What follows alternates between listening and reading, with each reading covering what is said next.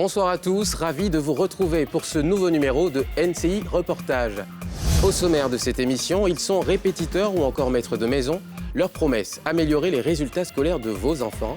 Professeurs indépendants ou issus d'agences légalement constituées, sur quels critères sont-ils choisis? Leurs méthodes sont-elles les meilleures pour le développement des élèves? Ce sera en ouverture de cette émission. L'amour a-t-il posé ses valises à Yopougon? Nos reporters vous plongent au cœur d'une mairie devenue une véritable machine mariée à l'organisation millimétrée. NCI Reportage, ça commence maintenant.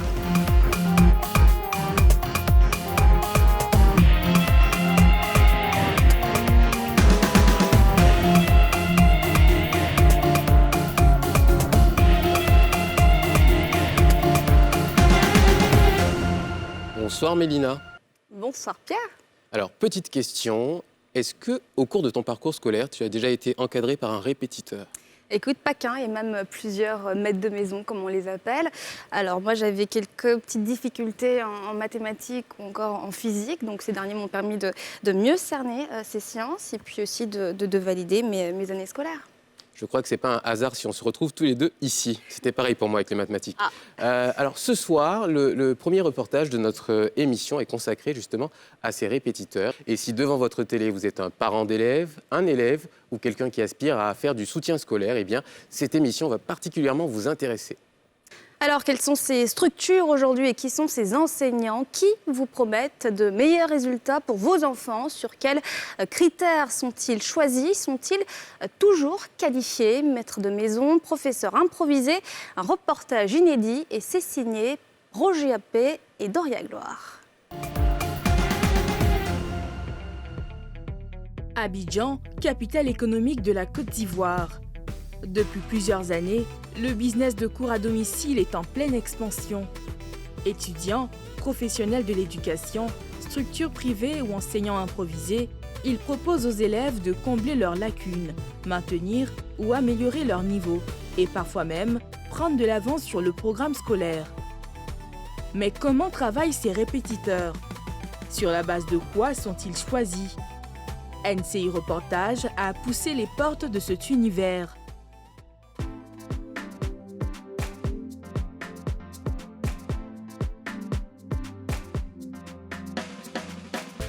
Dans la commune de Trècheville, Ahmed s'est taillé une réputation dans l'exercice de ce métier. Chaque jour, il sillonne plusieurs quartiers pour encadrer des enfants. Salam alaikum. Ça va un peu? Elle est là? D'accord. Sa journée débute avec 7 élèves en classe de CE1. Ce matin, ce sont les mathématiques qui sont au programme. L'homme propose un accompagnement dans chaque matière pour les élèves du primaire. Ah oui, 7 plus 7 égale à 7 fois 2. Donc 5 fois 2 égale à 5 plus 5. Donc en bas, pour trouver la réponse, tu fais quoi? En bas de chaque 5, lui c'est 5. Tu traces 1, 2, 3, 4, 5. Plus, ici aussi c'est 5. Tu traces 1, 2, 3, 4, 5 égale. Tu comptes tous les bâtonnets. On compte ensemble. 1, 2, 3, 4, 5, 6, 7, 8, 9, 10. Ça fait 10. Tu écris 10 ici. Avec la méthode bâtonnée, Ahmed veut apprendre à son élève à compter et poser des opérations simplement. C'est les enfants. Si tu vas fort, c'est-à-dire que tu les prends comme des grandes personnes, ça sera difficile à percevoir. Donc du coup, je suis obligé d'aller doucement. C'est des bâtonnets. Nous, en notre temps, on nous faisait compter des bâtonnets. Donc avec eux, moi aussi, je fais les bâtonnets pour qu'ils puissent maîtriser un peu comment il faut compter. L'homme est ce que l'on pourrait appeler un professeur improvisé. Je n'ai pas reçu de formation pédagogique. Mais chez moi, en fait, c'est venu parce que j'ai essayé d'abord avec mes neveux. Voilà, mon neveu et puis ma nièce. J'ai travaillé avec eux, j'ai vu que non, il y a la manière de faire. Et j'ai été assisté un jour par un enseignant. Et de la manière dont j'ai travaillé avec eux, quand il est venu, il a procédé de la même manière. Il me dit, ben tiens, c'est que je ne sais pas d'où m'est venue cette manière de travailler là, mais apparemment, c'est comme si j'avais suivi une formation. Et sincèrement, les parents en savent. Ça marche à merveille. Mais peu importe pour cette cliente qui lui fait confiance depuis plusieurs années, car les résultats sont là. Vraiment, M. Ahmed, il est meilleur. Il enseigne bien les enfants, quoi. Depuis CP1, CP2, je vois avec ma fille, je n'ai pas regretté, quoi. Qu'est-ce qu'elle voulait changer? Elle n'arrivait pas à lire seule, mais depuis M. Ahmed travaille avec lui, je vois que ça va y a changement. Le parcours scolaire d'Ahmed s'arrête en classe de terminale. Il exerce ensuite en tant qu'agent de zone dans une société de la place. Après son licenciement en 2009 et 5 ans de traversée du désert, il se reconvertit en répétiteur en 2014. À 43 ans, c'est désormais grâce à ses cours à domicile qu'il gagne sa vie. Nous retrouvons Ahmed chez le deuxième groupe d'études. Bonjour maman. Bonjour les enfants. Ça va? Merci. Le cours commence. Ça là, on lit ça comment? Ça là, on lit ça comment? Maintenant, si on colle dessus, on lit ça comment? Est-ce que tu attends un fort dedans? Tu attends A dedans. Mais tu ne peux pas venir lire ce qu'il n'y a pas A, tu ne vois pas A et puis tu dis avec. Tu ne vois pas fort, tu ne vois pas E. Tu ne sais pas écrire E. Au fil de la leçon, l'instituteur va se rendre compte que plusieurs enfants n'ont pas fait leurs devoirs. Le répétiteur perd patience. C'est pas bien. Et toi, tu as appris? On vous donne un truc, je viens, je prends mon temps, j'explique au tableau. Vous copiez, apprenez, vous n'apprenez pas. Vous jouez. Comment le résultat peut être bon? Eh bien, vous ne voulez pas partir à l'école. Alors, si vous êtes avec moi, c'est vous devenir quoi? C'est bien travailler, mais si ce que je te donne, tu n'apprends pas, tu as bien travaillé. Bon, j'ai fait une phrase et puis il faut conjuguer la phrase autant qu'elle a là. Tu as fait comment? Hein? CM1, CE2. Vous n'êtes pas au CP1. CP1, c'est quoi on a fait là, tu te rappelles? Il faut écrire ça sur ton ardoise. Elle va mettre la honte sur vous et puis il va vous chicoter. On sent que ça vous agace un peu, les élèves n'ont pas appris en votre absence. Quand c'est comme ça, vous faites quoi? Vous avertissez les parents, vous les chicotez, vous faites quoi? Oui, j'avertis les parents. Et puis souvent aussi, ils me donnent certaines largeurs. Mais c'est les enfants. Je tape qu'il faut taper pour qu'au moins ça ne se répète pas. Si les parents me donnent cette opportunité-là, je tape.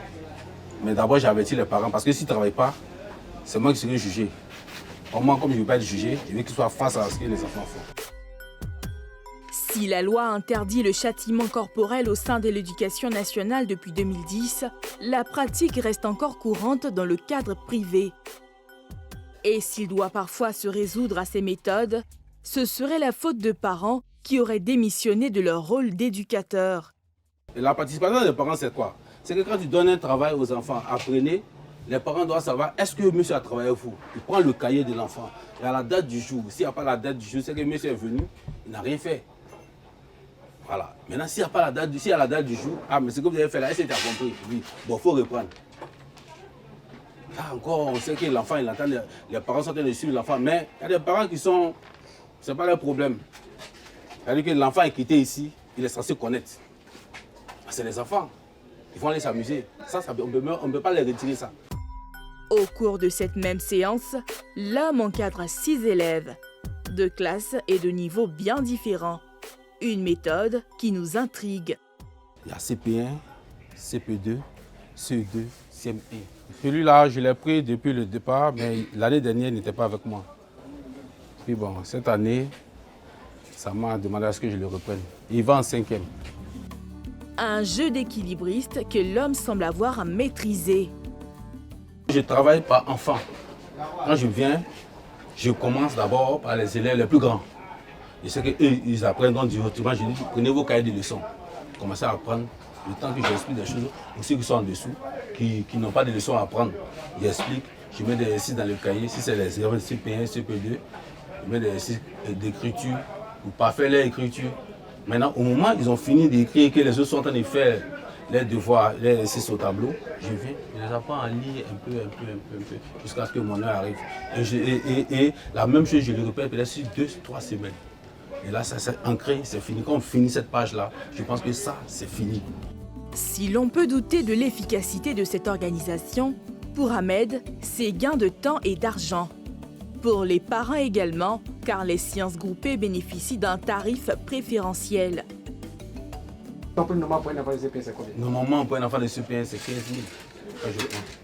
Voilà, maintenant, le prix des familles, ils mettent tout à 6 000, 7 000. Quand je sors du cadre, bah, il a le transport, quoi. Là, je mets là-dessus. Mais quand tu ne sors pas du cadre, C'est ça 5 000. 5 000. D'accord. Et quand tu vas. Souvent même, c'est en dessous de 5 000, 3 000. Et tu as les enfants de 3 000. J'ai les enfants de 3 000.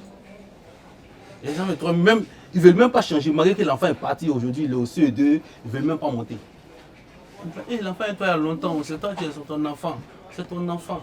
Bon, tu regardes, l'enfant, effectivement, l'enfant est habitué à toi. Changer de répétiteur, c'est changer la méthode de travailler, la méthode d'apprendre. Donc du coup, tu fais parce que tu le fais par amour. En moyenne, il gagne entre 150 000 francs à 170 000 francs CFA par mois.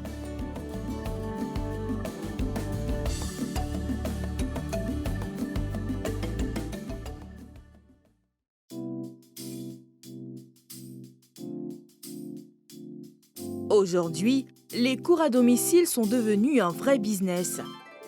Une activité rentable qui attire de plus en plus de structures formelles. Nous sommes à Cocody, Riviera 4. Cette agence, spécialisée de soutien scolaire, nous ouvre ses portes. À chaque rentrée, elle propose des postes d'enseignants. Ce matin, des candidats sont venus tenter leur chance. Bonjour madame, asseyez-vous s'il vous plaît. Merci. Ok. Je suis là par rapport à l'entretien. D'accord. Je suis M. Dago, conseiller pédagogique de l'entreprise Mon Prof chez moi. Elle, c'est ma collègue, Mme Wassa. Ok. C'est une entreprise qui fait du soutien scolaire à domicile.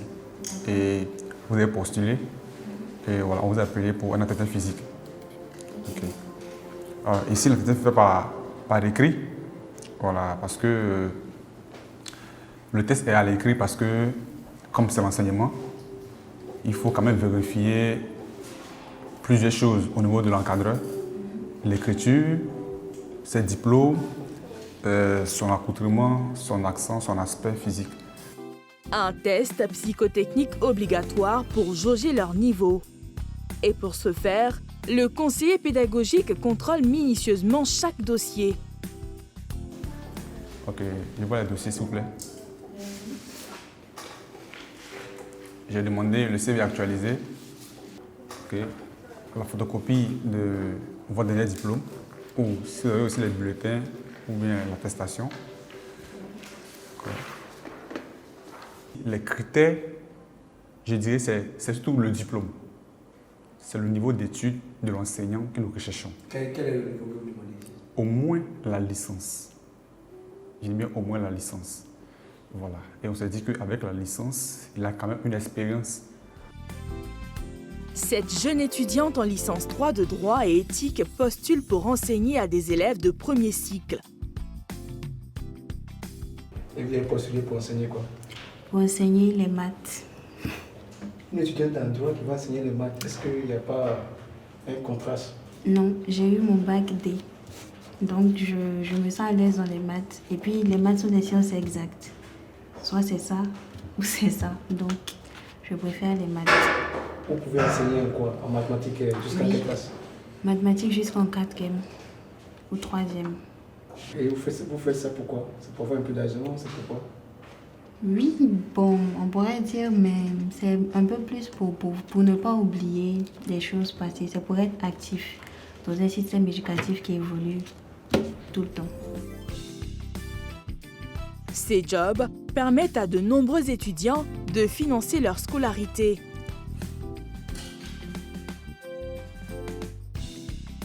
D'abord, l'enseignement, c'est quelque chose que j'aime bien. Donc, d'abord, enseigner, donner le savoir que j'ai acquis déjà à mes petits frères cadets, à mes frères cadets. Et puis aussi avoir aussi de quoi subvenir à appuyer mes études, puisqu'il y a des documents qu'on doit acheter pour les recherches, tout ça. On ne peut pas forcément tout attendre des parents. Il faut quand même qu'à un certain niveau, nous-mêmes, on essaie de se chercher aussi pour aider les parents. Cette agence, légalement constituée, intervient de la maternelle au supérieur dans 3 systèmes éducatifs. Le système ivoirien, français et anglophone. Ici, chaque encadreur recruté bénéficie d'un contrat d'une durée d'1 an et d'une formation pédagogique. Notre service, en tant que conseiller pédagogique, nous avons des cours de base au niveau de la pédagogie que nous donnons aux encadreurs. Voilà. Puisque ils vont affronter des enfants et chaque enfant a sa manière de réagir. C'est pourquoi on a dit soutien personnalisé. Pour encadrer un enfant, il faut le connaître. Si vous comparez un enfant qui retient très facilement avec celui qui retient difficilement, vous voyez que cet enseignant n'est pas pédagogue. Donc il faut connaître chaque enfant. En moins de 5 ans d'existence, l'agence a su fidéliser plus de 900 encadreurs dans sa base de données. Des enseignants-chercheurs, des professeurs certifiés et d'étudiants. Ce matin, quelques-uns d'entre eux assistent à une rencontre technique. Objectif, donner les orientations sur un accompagnement optimal des élèves. Selon nos orientations, ce n'est pas des consignes, vous le savez déjà, mais c'est nos orientations. Comment nous appréhendons notre activité. D'abord, on souhaite que vous compreniez l'élève, vous vous intéressez à lui. Vous lui posez des questions, parce que le sujet est tellement délicat, il faut qu'il sache que vous l'aimez. C'est ce qui peut susciter en lui un intérêt dans le sens de l'apprentissage. Mon devoir, c'est de réviser avec l'enfant les cours qu'ils ont déjà eu à faire en classe, avec les exercices et tout. Mais ici, je vois que je dois anticiper les cours avec l'enfant. Je ne comprends pas trop. Dès qu'il arrive de l'école, que vous êtes là, c'est votre matière, vous pouvez lui demander comment tu as compris ce cours que vous venez de faire. C'est de ça qu'il s'agit. Dans cette structure, la rémunération se fait en fonction des heures de travail. Un encadreur ne peut en effectuer plus de 10 par semaine. Ici, l'encadreur perçoit 60% de la somme que paye le client. Les 40 autres sont reversés à la structure. Le plus petit prix de manière générale au supérieur, c'est 60 000 francs. Ça, c'est pas deux matières. Pour deux matières. Deux matières. Oui. Dans le système ivoirien. Et dans le système français? Dans le système français, c'est pas matière. 60 000 francs par matière? Non. 40 000 francs.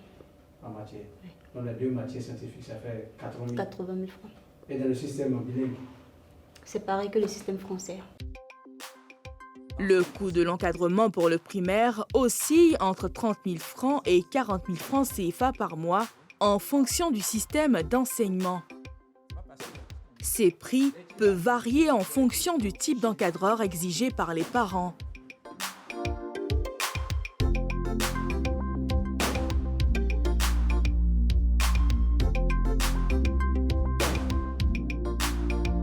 Quelques heures plus tard, nous suivons l'un des répétiteurs de l'agence de soutien scolaire chez une cliente. Cet après-midi, il accourt avec une de ses élèves à Angré. Bonsoir, madame. Bonsoir, monsieur Hino. Bonne arrivée. Merci, madame. Toujours à l'heure, monsieur Hino. Merci, madame. Merci. Bonsoir, Israël. Ça va? Ok. Vous avez fait quoi en classe aujourd'hui? Aujourd'hui, on a parlé un peu des figures de style. Des figures de style? Oui. Ok, il n'y a pas de souci. Donc, je m'installe et puis on va faire quelques exercices. Dans cette maison, on a l'expérience des répétiteurs. Aujourd'hui, en classe de première, la jeune fille est suivie par des répétiteurs depuis la classe de CM2. Un investissement coûteux que sa mère assume. Nous, parents, nous faisons l'effort sur nous. Parce que déjà qu'elle en première, la première fait 1 million dans l'école où elle va, comment on fait? Voilà. Oui, parce que l'école est 775 000 francs. Les fournitures. Voilà, parce qu'il y a la cantine, il y a le car. Je pense qu'il faut payer cher pour avoir quelque chose de bon. Donc, derrière le travail que l'école fait, il faut aussi les choses qui vont avec pour que le rendement soit parfait. Pour elle, le choix d'un répétiteur n'est pas une solution de facilité. Mon métier fait que quand je quitte la maison, souvent quand je viens, elle est dehors. Donc, je ne peux pas, même avec toute ma bonne foi, je ne peux pas avoir ce suivi-là régulier sur l'enfant. À part les week-ends, les samedis matins, que je regarde ses cahiers, le samedi matin, ah, qu'est-ce que vous avez fait? Par contre, le jour que je rentre tôt, je lui demande, ah, qu'est-ce que vous avez fait aujourd'hui? L'école, c'était comment ça s'est passé et tout. Mais dans cette quête à l'excellence, il faut parfois faire face au manque de professionnalisme de certains des prestataires. L'autre structure que j'avais, on s'était tellement familiarisé. Le prof de français, quand elle vient, par exemple, elle vient avec sa nourriture. Elle va s'installer, elle va manger d'abord, ou bien elle va demander à la nounou, ah, il y a quoi à manger? On va la servir, elle va boire de l'eau et tout. Elle est à ses aises avant de commencer à travailler avec l'enfant. Tout ça, ce n'est pas vilain, mais quand tout ça se fait après dans un cadre où quelque chose ressort, c'est bon. Moi, je suis satisfaite derrière. Mais quand le rendement n'est pas bon, je dis non, ça ne va pas. Voilà, parce que j'ai plusieurs fois attiré l'attention de leur responsable. Bon, il a dit qu'il allait changer les professeurs et tout ça. Mais bon, moi, j'ai jugé bon. Comme c'est moi qui dépense l'argent et que je suis libre.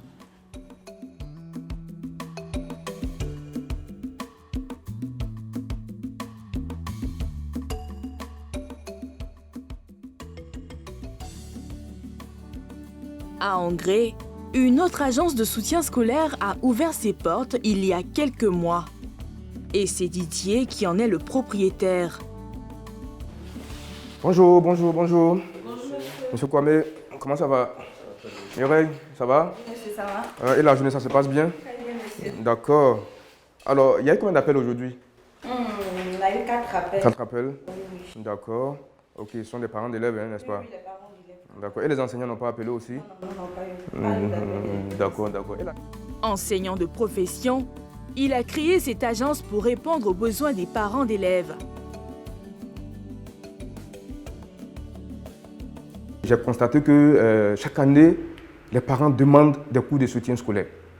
Donc je me suis dit, pourquoi ne pas créer une structure en bonne et due forme qui va rassembler des enseignants qui veulent donner cours à domicile et puis recevoir également les parents.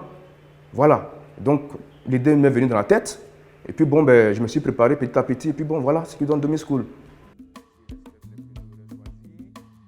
Pour impliquer les parents et leur donner des garanties, il met à leur disposition un document de suivi grâce auquel ils vont pouvoir contrôler les prestations fournies.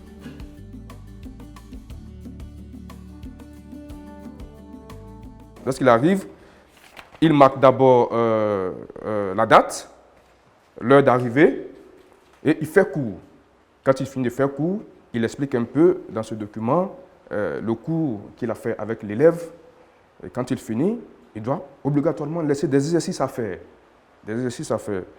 Dès que c'est fini, il signe sa séance et il marque l'heure de fin.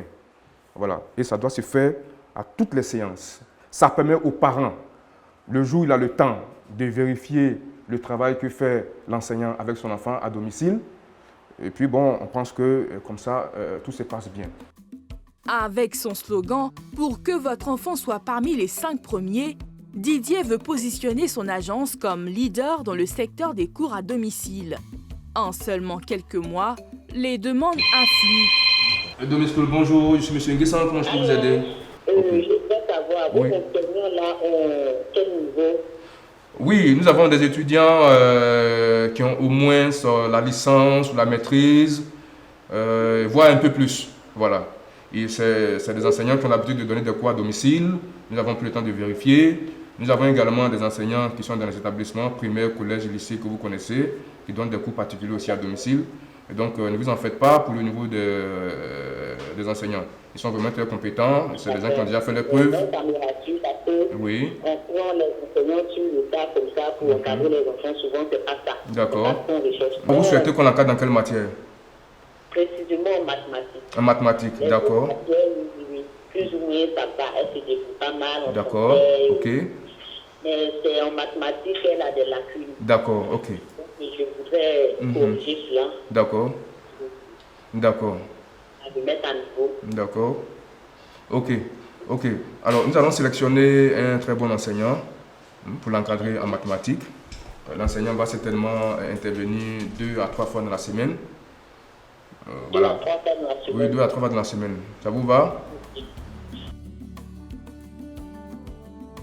Le coût de la prestation ici varie entre 50 000 francs CFA et 200 000 francs CFA par mois. Il est fixé en fonction du niveau d'études. 80% de cette somme est reversée aux répétiteurs. L'agence ne perçoit que 20%.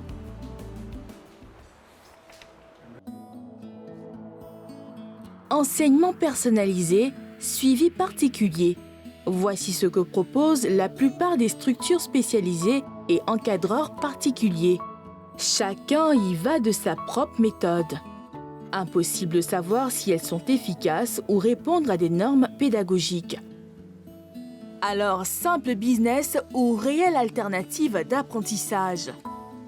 Nous avons sollicité une interview auprès du ministère de l'Éducation nationale afin de savoir si des mesures pour encadrer ce secteur étaient à l'étude. Nos sollicitations sont restées sans réponse. Alors Mélina, je suis sûre que c'est un reportage qui t'a rappelé des souvenirs. Alors j'ai été totalement nostalgique durant ce reportage. Il faut dire que ça m'a rappelé les maîtres de maison qui m'ont accompagnée quand j'étais plus jeune. Et j'ai même eu envie, écoute, de repartir sur les bancs de l'école. Pas toi ? Non, pas moi. C'était peut-être pas mon moment favori le week-end quand le maître de maison arrivait. Donc je vais passer mon tour sur ce coup-là. Mais je veux bien qu'on reçoive Monsieur Claude Cadio, qui est le président de l'organisation des parents d'élèves et étudiants de Côte d'Ivoire. Bonsoir, Monsieur Cadio. Bonsoir, monsieur. Bonsoir. Bonsoir, mademoiselle. Merci d'être avec nous. Merci. Alors avant de commencer cet entretien, est-ce qu'on pourrait lever cette espèce de cliché qui dit que c'est seulement les élèves en difficulté qui ont besoin de soutien scolaire? Pas forcément. Un bon élève peut toujours avoir besoin d'un soutien. Soutien pédagogique, mais aussi soutien psychologique. Voilà, tout ça, c'est important pour l'évolution de l'école. On ne connaît jamais assez, on n'apprend jamais assez. Hein. On apprend tout le temps. Monsieur, bien d'accord. Monsieur Cadio, vous êtes parent d'élèves Oui, aussi. Est-ce que vous avez fait appel à des maîtres de maison pour accompagner vos enfants? Et si tel est le cas, quels ont été les critères de recrutement? Oui, j'ai eu recours à un maître de maison lorsque mon dernier fils était en classe de 3e. Et donc le critère, c'est que c'est un professeur normal, titulaire, et qui enseignait au lycée, où était l'élève. Donc, il connaissait mieux l'enfant, il le suivait à l'école et il le suivait aussi à la maison. C'est une garantie pour vous d'avoir quelqu'un qui... C'est une garantie d'avoir la continuité. Il connaît mieux l'enfant, il sait comment l'aborder, il sait quels sont ses besoins, etc. etc. Qu'avez-vous pensé de ces structures qu'on a vues dans le reportage qui proposent des professeurs, des étudiants aussi pour accompagner les élèves? Mais vous savez que le sous-secteur de l'éducation est vaste. Et chacun, donc, chacun vient avec ses idées, avec ses visions. Vous comprenez? Parce que ce phénomène, non seulement ça aide à coacher les élèves, mais ça aide aussi à créer de l'emploi. C'est pour ça qu'il faut l'organiser.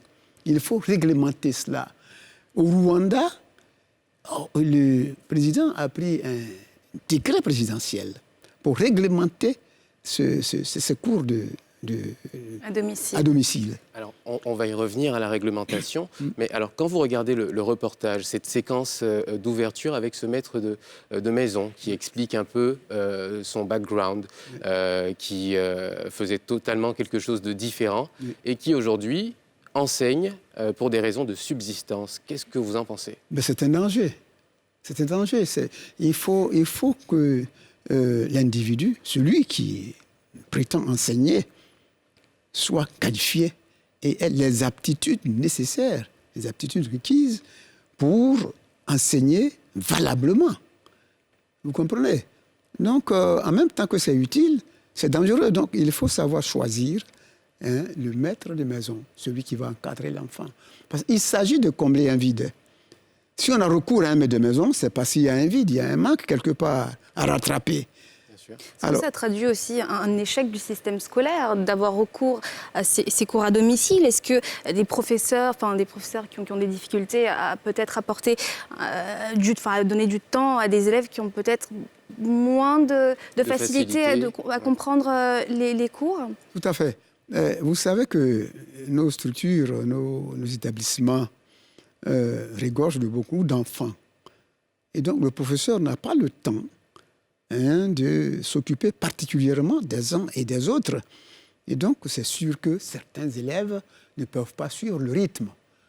Et donc, il va se créer un manque. Et donc, c'est ce manque-là qu'il faut combler avec le maître de maison. Et c'est pour ça que dans la continuité, il faut prendre des enseignants qui sont qualifiés. Ou alors des personnes qu'on recrute, mais qui vont avoir un renforcement de capacité pour pouvoir enseigner. N'importe qui peut enseigner, pourvu qu'il ait la formation requise. C'est une chose d'avoir le savoir, mais une autre de pouvoir le transmettre. Bien sûr, la pédagogie. Il y a je sais et je sais transmettre. C'est différent. Vous pouvez avoir un agrégé qui peut ne pas être un bon pédagogue, forcément.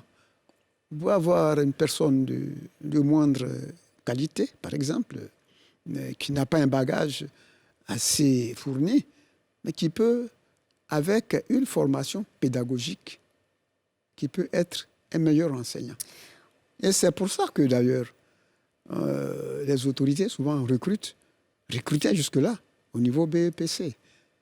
Mais il y a l'encadrement après, qui accompagne et qui fait que cette personne qu'on prend au niveau BEPC va se bonifier au fur et à mesure et devenir un meilleur enseignant.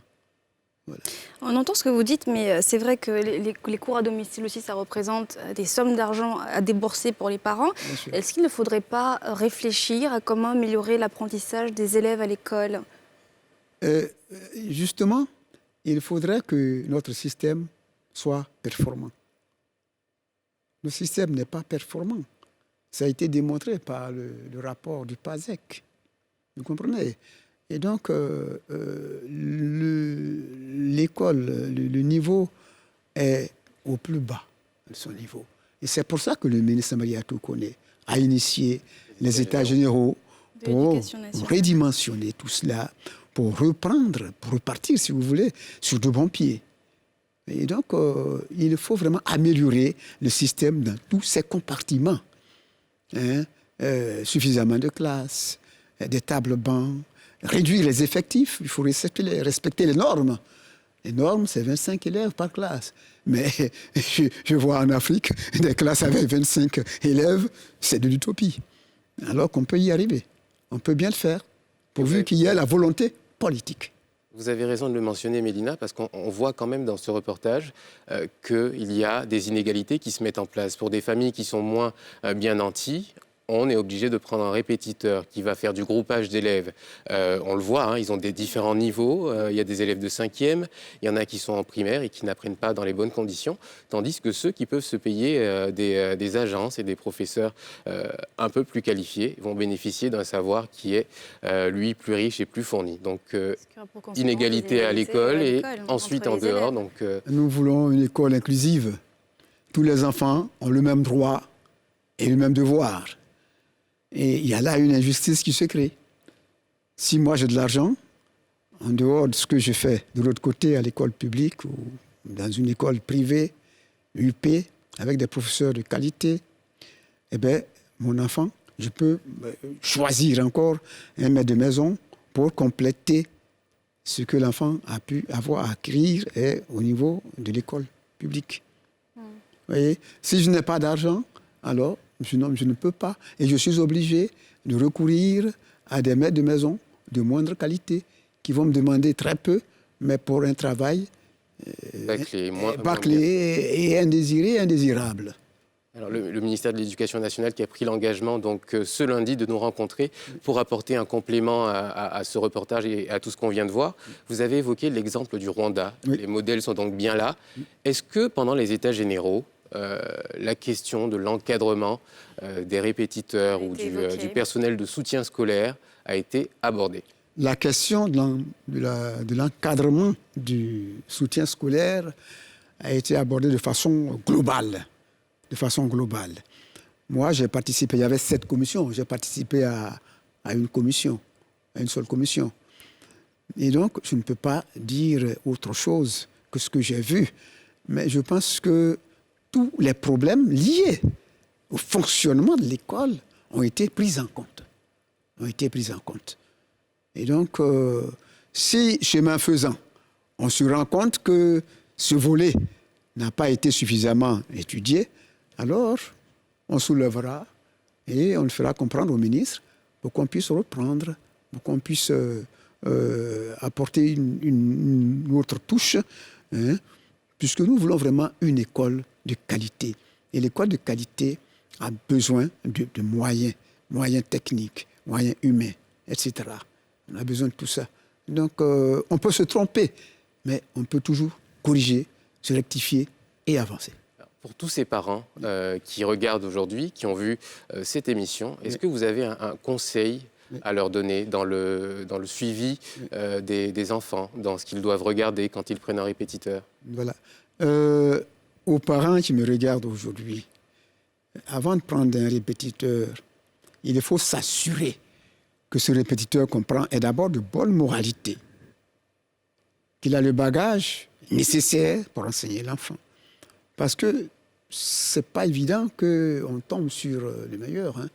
Dans un reportage, dans un passage de votre diffusion, j'ai vu que le maître de maison, avant d'enseigner l'enfant, il demande à manger et tout ça. Ce n'est pas son droit. Il est venu pour faire un travail. Il n'est pas venu pour la gastronomie. Voilà. Et donc, que les parents sachent choisir, qu'ils s'informent. Nous avons notre bureau qui est tout le temps ouvert. Il faut qu'ils viennent.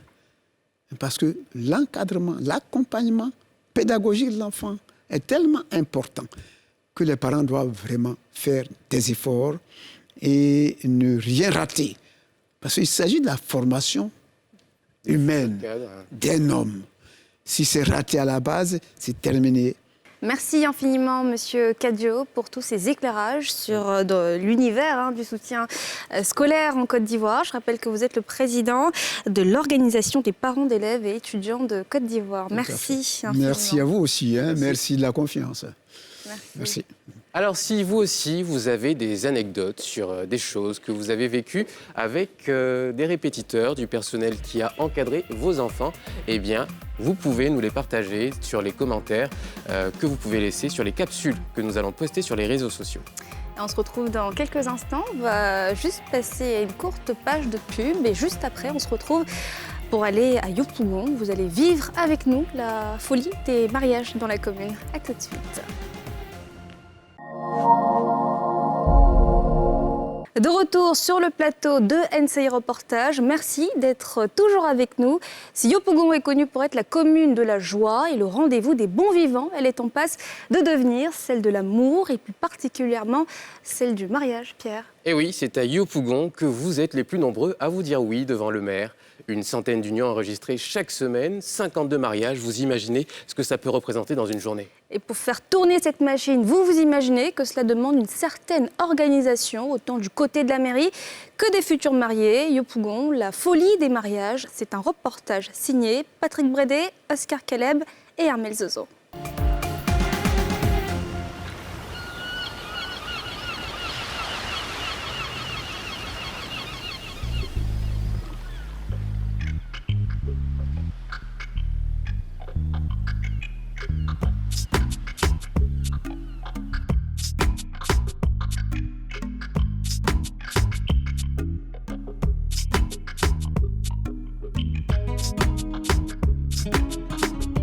19 juin 2021, le jour J pour Natacha, 24 ans.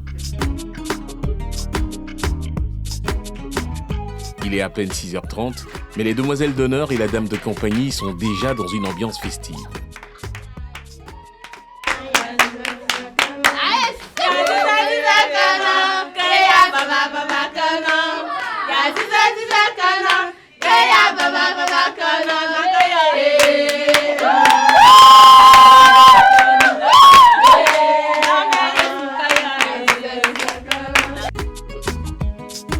Pour respecter son planning, Natacha est debout depuis 4 heures du matin.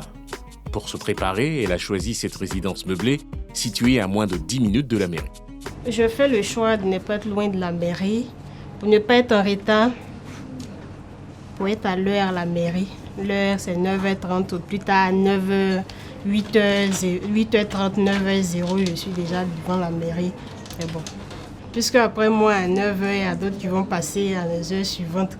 Donc, je suis qu'actuellement, ils sont stressés, ils sont en train de se préparer aussi pour être à l'heure. Si la ponctualité obsède Natacha, c'est parce que la mairie de Yopougon, où elle a choisi de se marier, est réputée pour les plannings serrés liés aux mariages en grand nombre qui y sont célébrés. Être en retard serait synonyme de perdre sa place au profit d'autres couples. Okay, j'ai décidé d'être prête assez tôt pour ne pas être en retard. Parce que si je suis en retard, je risque de passer à la queue. Donc c'est pourquoi j'ai décidé d'être prête tôt.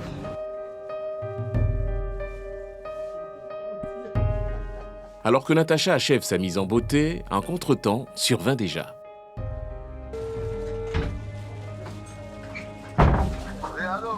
Oui, bonjour monsieur le photographe. Bonjour madame. Vous êtes à quel niveau? Hey! Ils ont fini depuis. Je vous ai dit de venir vite. Ah, mais il est quelle heure? Il est 7 heures. Voilà, il est 7 heures. Un service commence à 7h30. Ah, ok. Ouais.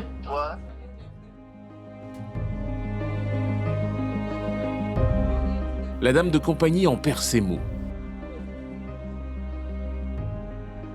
Et là, le photographe et le caméraman, ils sont encore en retard. Ils font les stars, quoi. Pourtant, ils ne sont pas à l'honneur.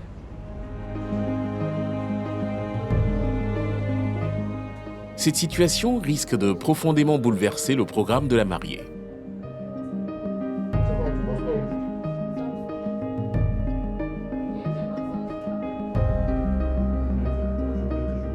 À la veille qu'ils seront là. Et on les appelle, ils nous disent, au moins s'ils nous avaient dit, ah nous sommes dans un autre coin en train de... Là on allait comprendre, mais ils disent carrément qu'ils sont dans leur studio, que c'est à la mairie, ils vont nous retrouver. Ok, on va faire avec. On ne peut pas aussi les attendre pour dire qu'ils vont arriver. Comme ça, si on les attend, on risque d'être aussi en retard à la mairie.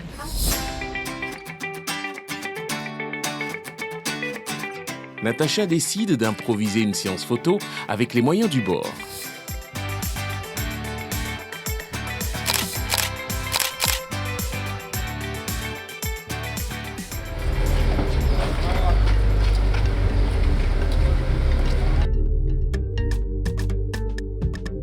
C'est finalement à 9h que la future Madame Daplé prend la direction de la mairie. Apparemment, il est 9h, bon. On fait avec. Je pense que dans les 30 minutes, on avait dit on serait déjà là-bas. Une crainte justifiée. Un ralentissement donne du fil à retordre au chauffeur. Mais l'ambiance à l'extérieur donne le sourire à Natacha. Ouais! Faut retourner ta mariée après le mariage, fais le respect.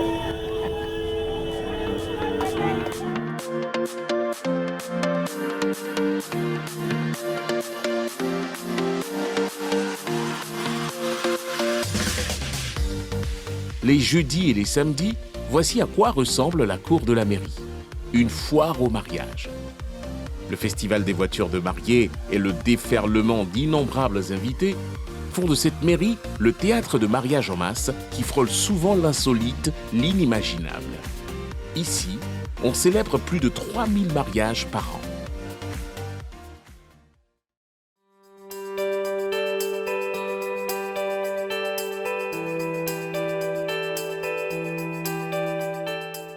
Comment Yopougon s'est taillé sa nouvelle couronne de cité de l'amour après sa réputation de commune de la joie? Pour le comprendre, retour 2 mois en arrière, où nous suivons déjà Natacha et son fiancé Marcel Daplé, 31 ans, éducateur dans un collège privé. À 2 mois de la date choisie, Natacha a dû forcer la main ce matin à son futur époux pour le dépôt des dossiers. C'est moi, je l'ai bousculé pour venir, pour qu'on puisse vraiment maintenir la date du 19 juin à 9h à la mairie de Yopougon. Mais pourquoi pas la mairie? Donc, nous avons choisi la mairie de Yopougon parce que la mairie me plaît bien. C'est bien grande, la mairie est bien. Quand tu viens, on t'accueille bien. À leur arrivée, les futurs mariés ne sont pas les seuls dans la file d'attente. On a décidé de de le faire tôt parce qu'on s'est renseigné. Parce que souvent, quand tu viens déposer les dossiers, au dernier moment, on dit qu'il n'y a pas de place ou bien la liste est close. Si Marcel et sa future épouse sont si prévenants, c'est parce que pas moins de 400 mariages y sont célébrés chaque mois.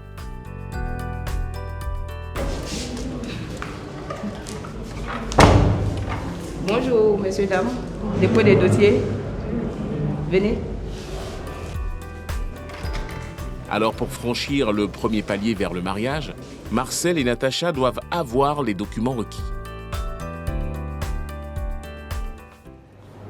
Merci. Les photos, ok. Certificat de résidence, c'est bon. 2 mois avant, oui. L'extrait de monsieur en vue de mariage, c'est bon. Madame, ok. La pièce d'identité, oui, c'est bon. Pour les témoins, c'est ok. Première étape réussie. Se dire oui à la mairie de Yopougon n'est pas une simple question de formalité administrative. Ici, on reçoit trop de coups. Vraiment, la mairie de Yopougon, une fois que vous ne venez pas tôt, vraiment, par rapport à l'heure, la date, on ne pourra rien faire pour vous. Merci. Ok. Il leur faut maintenant faire valider leur date et heure choisie au service de la comptabilité.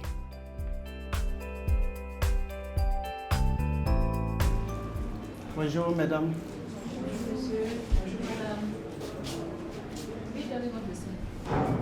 Bon, je vois que vous voulez marier le 19 juin 2021. Voilà. Mais à quelle heure précisément? À 9h30. 9h30. Bon, on va voir, on va vérifier ensemble. Bon, la première salle, 9h30 est déjà prise. Ça coince un peu pour la première salle. On va vérifier. 9h30 est disponible pour la deuxième salle. Merci beaucoup, donc, madame. je passe à l'enregistrement. Donne-moi l'argent. L'heure et la date enfin validées, les fiancés déboursent la somme de 40 000 francs comme frais. Excusez-moi, je suis un peu lente, mais ça peut être plus sûr. Merci. Vous avez un entretien le 11 juin 2021 à 8h dans la grande salle de mariage de la mairie. Alors, comment la plus grande commune du pays a réussi la prouesse de célébrer plus de 100 mariages par semaine? Au suivant, mariage. Madame, suivant pour le dépôt. Oui, oui. Portez bien le cash, s'il vous plaît. C'est pourquoi? Pour faire face à l'importante charge de travail, une vingtaine d'agents sont exclusivement dédiés à la réception et au traitement des dossiers.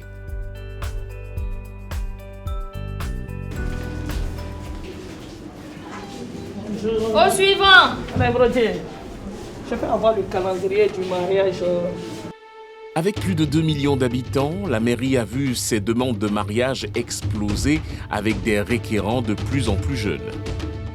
Suivant, mariage. En vue de mariage.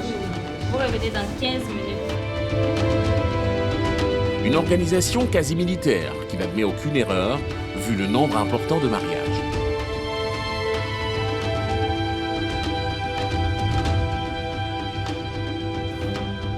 À l'approche de chaque week-end, la directrice de l'état civil fait le tour des services pour s'assurer que la machine tourne. Tous les dossiers sont prêts? Oui, tout est parfait.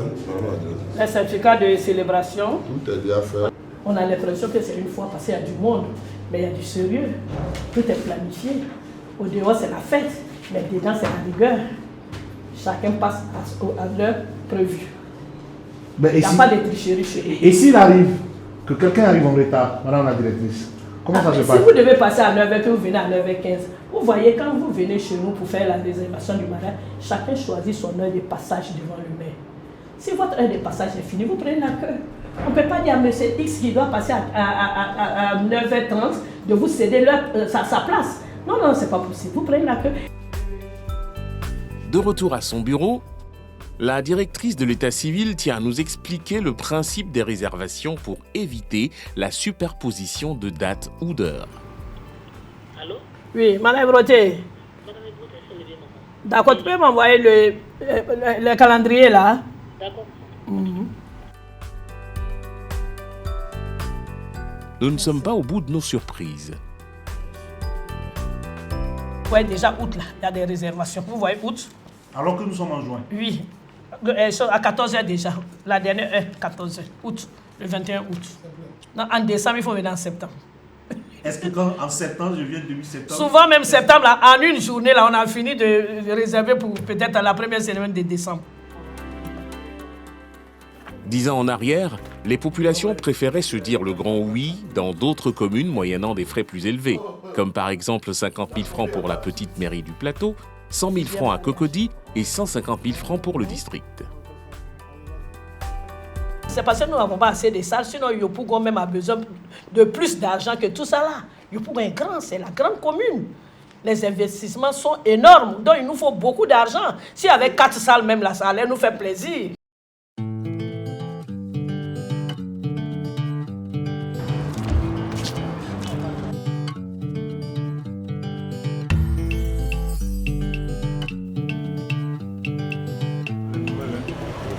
Ça se passe bien? Oui, ça va.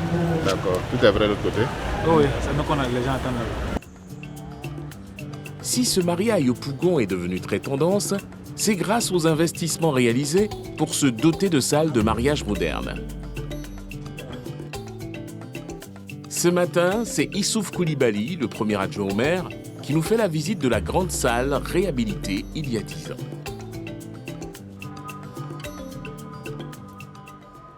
On a eu un point d'honneur à mettre en place toutes ces commodités parce que le mariage, c'est un instant solennel. C'est un instant solennel, des couples qui décident de s'unir, c'est 15 minutes à peu près, 10 minutes à 15 minutes, où il faut donner un cachet particulier. C'est des jours inoubliables pour ceux qui décident de se marier. Donc il fallait qu'on puisse les accompagner dans cette joie, dans cette volonté de s'unir. Chaises VIP, climatisation, sonorisation pour apporter plus de confort aux mariés et leurs invités.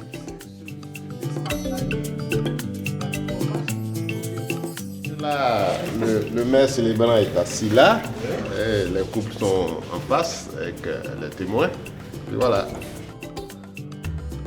Ces célébrations XXL rapporteraient par an plus de 100 millions de francs CFA, de quoi nourrir de nouveaux projets de salles. 2 salles à un moment donné, ça ne va plus tenir. Donc c'est sûr qu'une projection est en train d'être faite pour qu'on puisse aussi répondre à cette croissance de la population, qu'on puisse être en phase avec cette croissance de la population, démographique de la population s'entend. Il est évident que nous sommes en train de réfléchir à des solutions, des salles supplémentaires pour qu'on puisse absorber tout ce flot de demandes.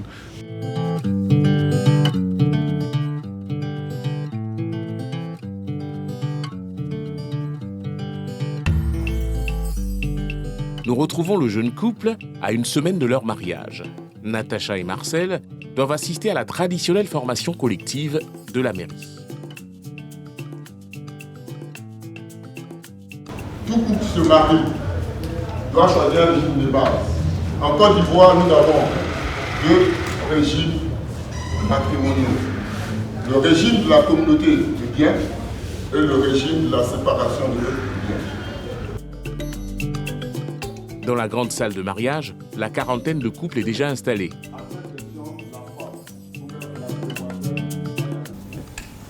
Vraiment, je suis inquiet pour ne pas être en retard parce que ainsi je vois ce monde comme ça, être en retard, j'imagine quand je serai en retard et ils vont me ramener à la queue, c'est pas facile.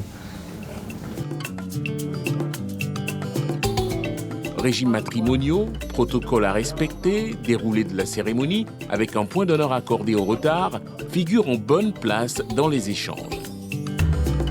Pour celui qui est programmé à 9h, doit être là à 8h30. Est-ce que vous comprenez? Doit être là à 8h30. 9h, c'est le premier. Si le premier n'est pas prêt, nous on prend le deuxième. Si le deuxième n'est pas prêt, nous on prend le troisième, ainsi de suite. Dans le temps, nous allons revenir sur vous là. Vous voyez déjà. Une formation bien utile pour bon nombre de couples. C'est vraiment proche de lieu de la réception. Donc j'espère les invités aussi Ils vont faire tout possible pour arriver à l'heure. Elle a déjà pris toutes les dispositions pour être à l'heure. C'est elle qui doit confirmer. On va vous confirmer? Oui. Vous serez à l'heure? Oui. Il fallait qu'on n'ait pas à l'heure. Qu'est-ce qu'on a retenu de la formation? On reboule le chemin.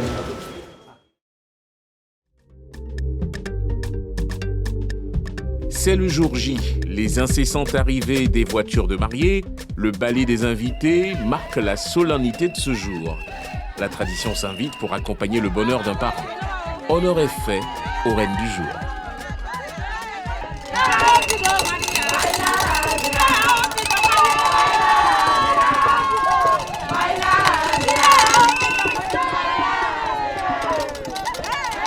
Quand je vois ma famille, mes parents, tout le monde auprès de moi, franchement, je bénis le nom du Seigneur.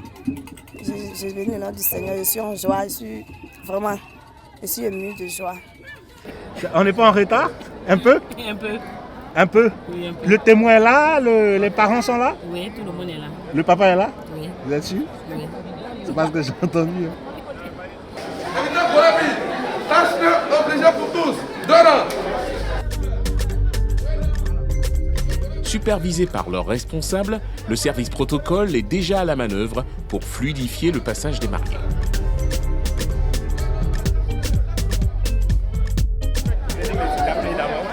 Monsieur d'appeler, la maman d'appeler, le témoin d'appeler. En fonction de ça, on programme. Les enfants, s'il vous plaît.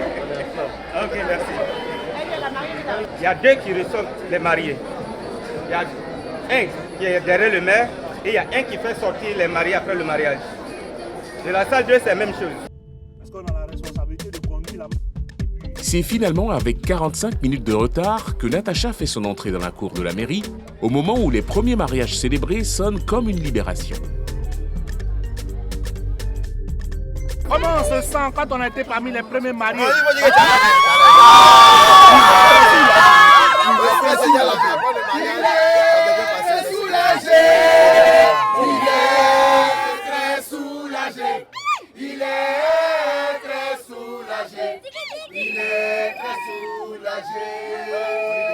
La mairie de Yopougon, c'est une belle mairie, franchement dit. On accueille très bien. Monsieur le maire, même les adjoints au maire, le comité d'organisation, vraiment chapeau à la mairie de Yopougon.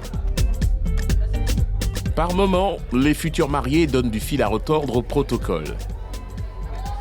Cette situation oblige le protocole à réaménager la programmation. Je l'ai installé, chose bizarre, il est sorti pour aller voir la famille discuter. Donc on appelle, il va. Donc on va prendre le suivant. Et quand c'est comme ça, ils viennent après, ils disent on les a sautés. Après on les installe, et ils sortent derrière nous sans nous prévenir. Maintenant quand on vient pour pouvoir les faire passer, on ne les voit pas. On est obligé de prendre le suivant. Grâce à cette situation, le retard de Natacha n'aura pas grande influence sur l'ordre de passage des appelés. Monsieur Dablé, invité. Tâche obligée pour tous. On fait 2 rangs, s'il vous plaît. C'est finalement à 10h30 que les 2 tourtereaux vont se présenter devant le maire. C'est au son de la marche nuptiale que Natacha fait son entrée au bras de son père.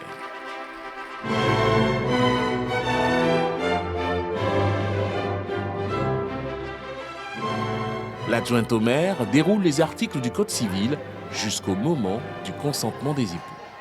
Monsieur Dablé Mengwagi Jean-Marcel, consentez-vous à prendre pour épouse Mademoiselle Bleu Natacha, ici présente?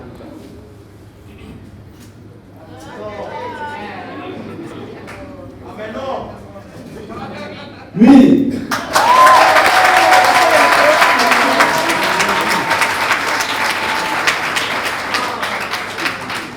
Mademoiselle Bleu Natacha, consentez-vous à prendre pour époux Monsieur Mengwagi Jean-Marcel, ici présent? Laissez-le bien le baptiser, il va voir. Un oui bien vivant.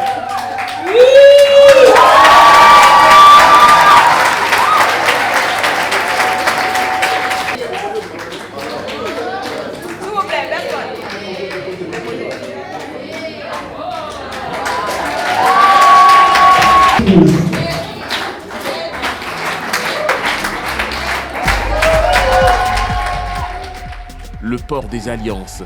Ce premier baiser officiel et quelques conseils de l'adjointe au maire viennent couronner 2 ans de relations et surtout de nombreux mois de préparation.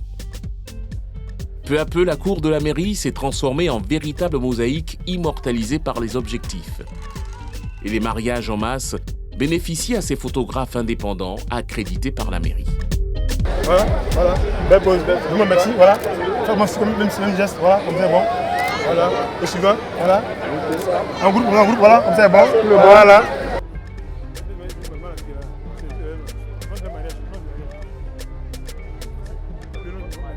Ah oui, on peut faire environ 300 photos, 400 photos. Par personne? Par personne, par personne.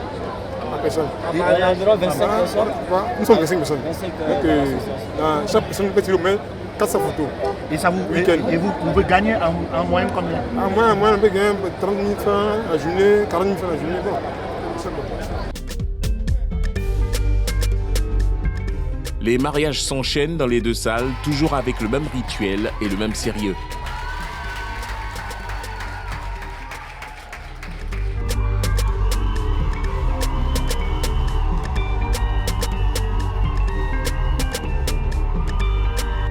Les mariages du jour vont se poursuivre jusqu'en début d'après-midi.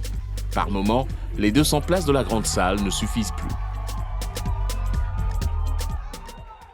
Et quand le marié pousse la chansonnette pour son consentement, c'est un don de Dieu.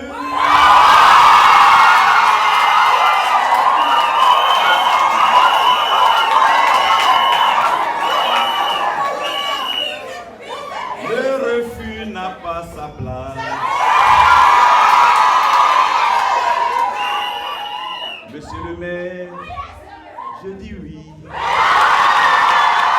Je dis oui.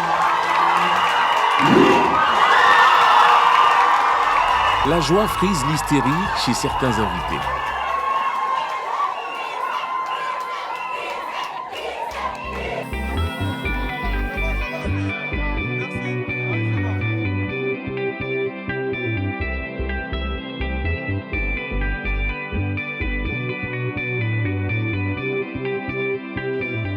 Nous retrouvons Monsieur et Madame Daplé.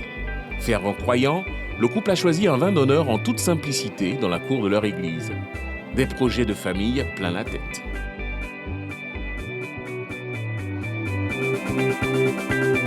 Je vais faire 4 ou 5 enfants, donc 3 filles, 2 garçons. Moi, c'est au plus 5. 3 garçons, 2 filles. Le temps de recevoir les cadeaux de leurs proches, le couple Daplé trouvera sûrement la bonne combinaison pour les futurs bébés.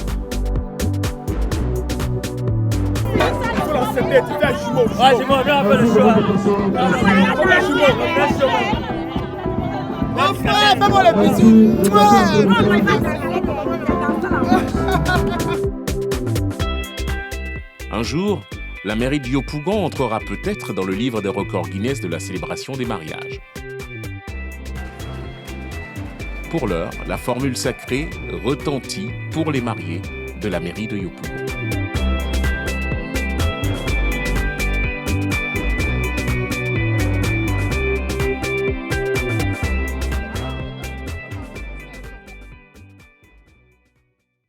Pierre, on va bientôt déménager à Yopougon. Pour se marier? Bah oui, vu que c'est là-bas que tout le monde se marie. Et, j'ai l'impression qu'il y a vraiment, voilà, les gens ils trouvent l'amour, il se passe quelque chose. Il se passe quelque chose à Yopougon, les gens sont heureux. Bah oui, c'est ça. Écoute, pour en parler, on va recevoir le journaliste, auteur du reportage, Patrick Brédé. Bonsoir, merci d'être avec nous à nouveau. C'est la deuxième fois que vous allez intervenir. Alors, Yopougon, commune de la joie, désormais commune de l'amour. Bonsoir Mélina, bonsoir Pierre. Bonsoir Patrick. Ben, effectivement, on vous invite à venir à Yopougon parce qu'on a l'impression que tout le monde se marie à Yopougon. Mais à la vérité, c'est que Yopougon, ça n'a pas été toujours comme ça, la mairie. On ne s'est pas toujours marié parce qu'avant 2014, le visage de la mairie ne donnait pas forcément envie aux habitants de Yopougon d'aller se marier. Pour eux, ce n'était pas très solennel le cadre parce que vous aviez à l'époque toute la cour qui était encore sablonneuse, les bâtiments, comme vous les voyez ici, ces images. Sur les images. Voilà. Et ce n'était pas Donc les populations allaient à Cocody, allaient au plateau, allaient à Trècheville ou Macquarie célébrer leur union. En 2014, il y a des travaux de rénovation qui sont engagés.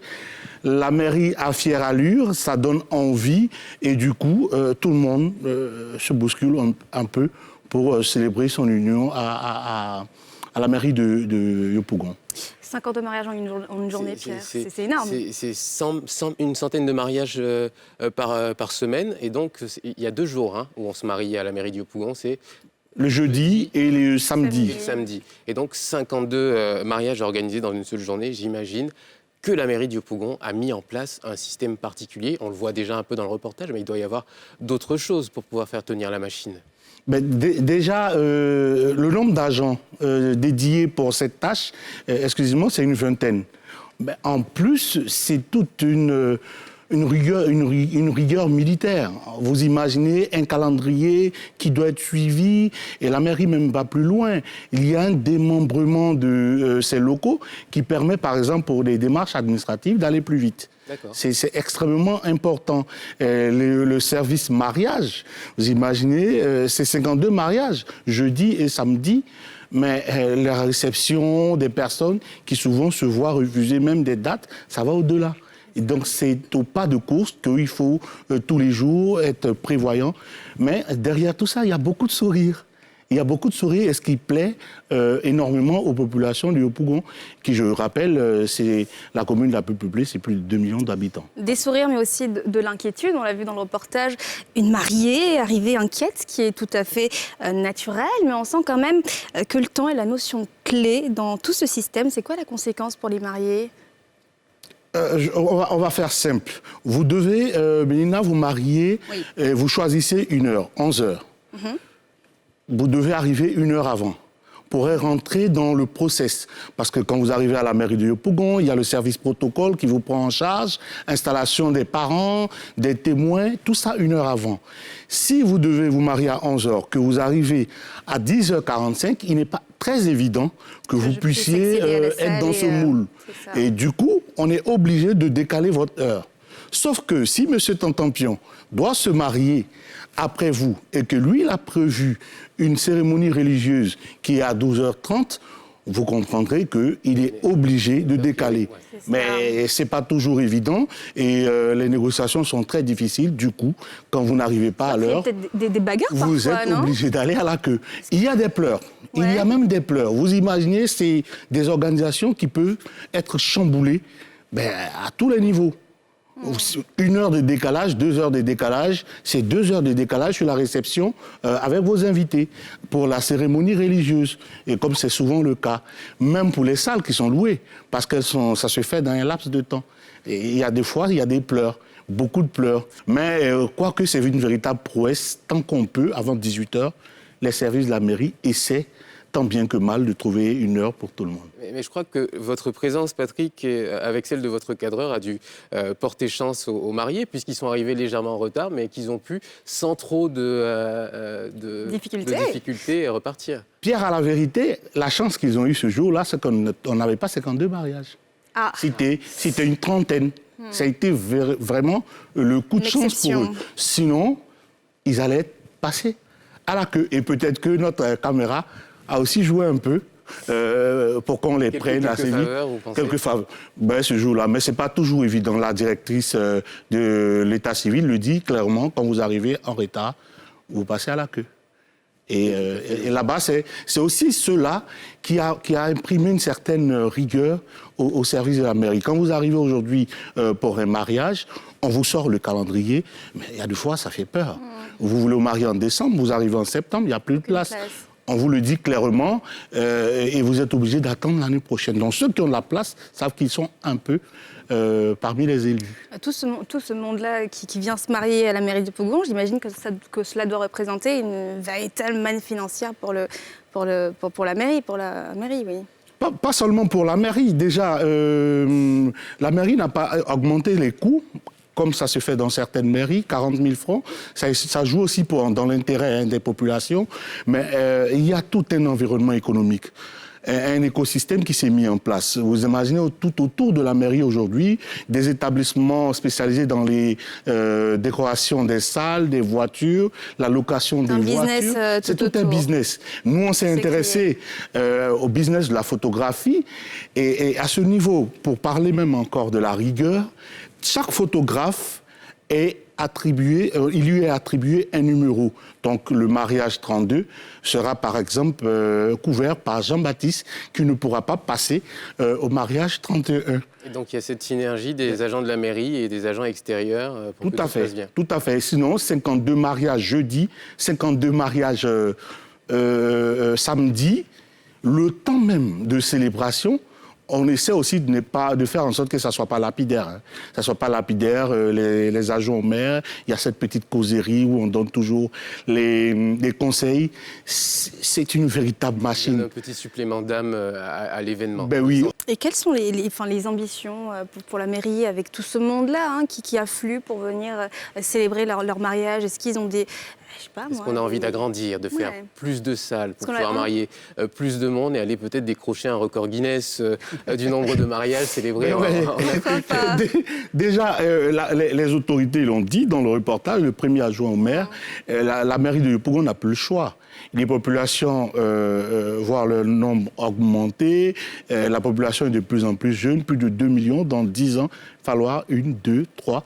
Et pourquoi pas peut-être décentraliser les mariages dans les annexes des mairies qui se retrouvent un peu dans tous les quartiers de Yopougon, de sorte que on ne soit pas obligé, parce que par moments ça peut ressembler à un véritable parcours du combattant, où quand vous arrivez dans la cour de la mairie le jour du mariage, c'est comme une foire, mais c'est beaucoup de couleurs, c'est beaucoup d'ambiance, et ça donne toujours à Yopougon ce caractère de commune festive, commune de la joie. Je peux vous dire que quand on voit ces images, ces messieurs qui se traînent au sol, ces effusions de joie, on est jaloux, Patrick, d'être là sur le plateau et de ne pas venir avec vous en tournage. Mais c'est clair, hein. Nous, ce jour-là, c'est comme ça, on a des reportages où on est émerveillé, et il y a tellement d'ambiance, et on a l'impression même de se retrouver, vous voyez, sur une carte de la Côte d'Ivoire. En miniature. Vous avez un peu des gens qui viennent de partout, on rigole dans les tenues vestimentaires. Yopougon, là je pense que Yopougon fait un grand coup. Peut-être les autorités penseront à pousser un peu plus loin, en plus de la couronne de la capitale, pardon, de la commune la plus festive, la commune de la joie. Yopougon, je pense que ça peut se confirmer à une nouvelle couronne, la capitale du mariage. Oui, de l'amour. Bon, ça lui fera 3 couronnes. Même si on a celle qui est moins glorieuse, la capitale des embouteillages. Et du port aussi. Ben, du port. Et du port. Yopougon n'a pas fini. On l'avait vu dans ce reportage. Donc disons, Yopougon est à sa 4e couronne. Vive Yopougon. Vive Yopougon. Écoutez, merci. Vive les mariages de Yopougon. Merci infiniment, Patrick Brédé, pour tous ces éclairages sur les mariages à Yopougon. Et puis, bon, j'espère que, je ne sais pas si j'espère, mais en tout cas, les célibataires, peut-être qu'il faudrait aller à Yopougon si jamais vous cherchez l'amour, parce qu'en tout cas, là-bas, il y a beaucoup de célébrations. Merci infiniment, Patrick Brédé. C'est la fin de ce numéro de NCI Reportage. Merci à vous de nous avoir suivis comme toutes les semaines maintenant depuis 4 semaines. Et on se retrouve dimanche prochain, même heure. Excellente suite de programme sur la nouvelle chaîne ivoirienne.